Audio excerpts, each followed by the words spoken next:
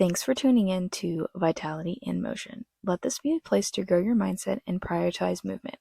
This podcast is for education and inspiration only, so use what you see fit and check in with your medical providers when needed.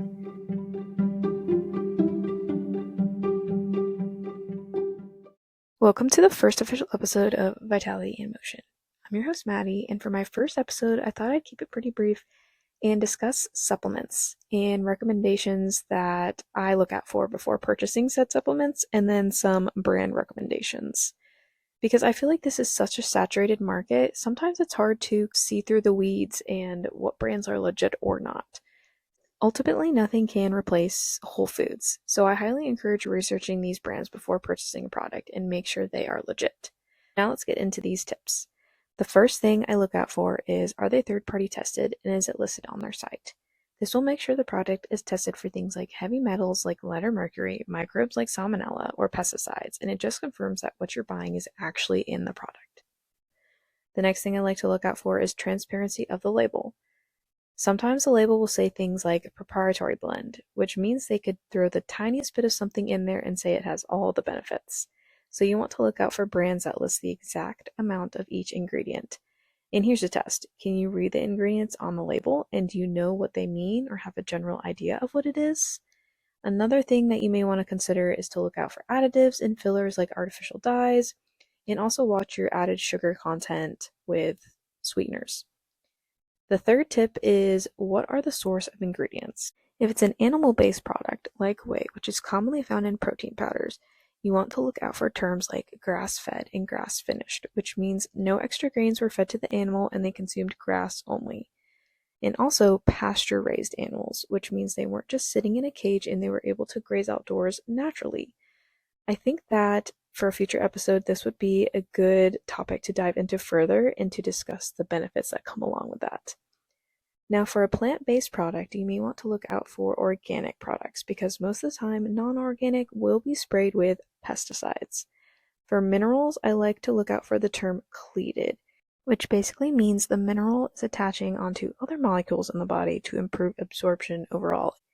Now, for vitamins, I like to look out for the term bioactive forms, which means they're better absorbed in your body and not synthetically made. If you wanted to dive into these brands further and really check out the brand transparency, you could always email these brands to check and see if they can provide any information that you're looking for, or you could check out a site like NSF Certified for Sport and Consumer Lab Tested for safety, quality, and performance.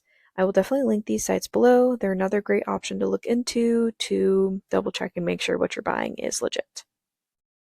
Now let's transition to discussing some brands that I love that I've either used in the past or that I'm currently using. And I just wanted to say that I'm not associated with any of these brands, just thought I'd share some examples.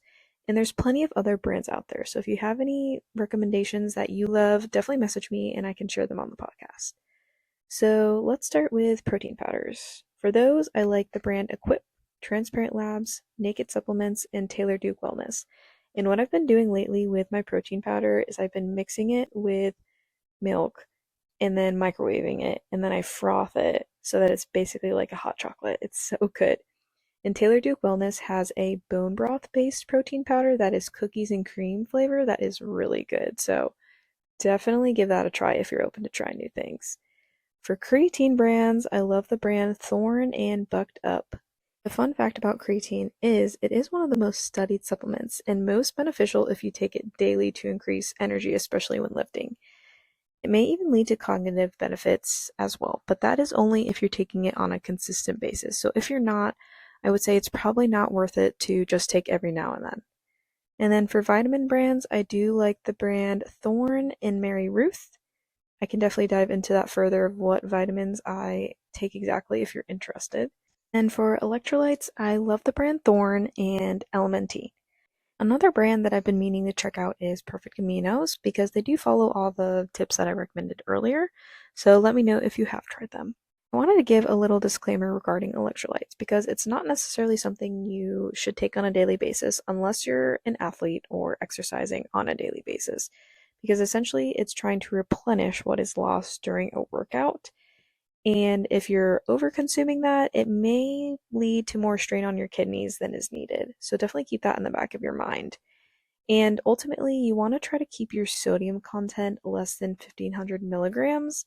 And sometimes with these electrolytes, they do have a lot of added sugar content, so that is definitely something you want to watch out for as well.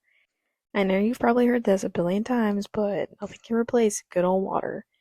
And I wanted to share some stats. So, for the average female, you should be drinking around 72 ounces per day. And then for males, it's about 104 ounces per day. And this may vary depending on where you look, but always listen to your body. Check after you urinate. Is your pee a darker yellow? Because more than likely you're dehydrated and you should probably go drink some water immediately. Main takeaways here is that supplements can be expensive, so I recommend picking 1 to 2 things that you feel would be the most beneficial at this time.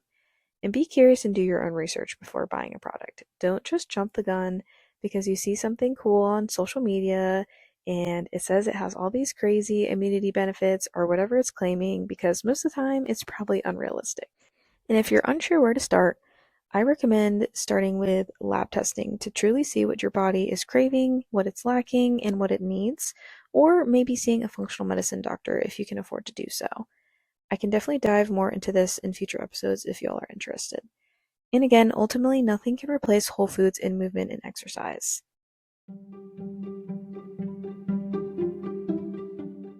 Thank you so much for being here.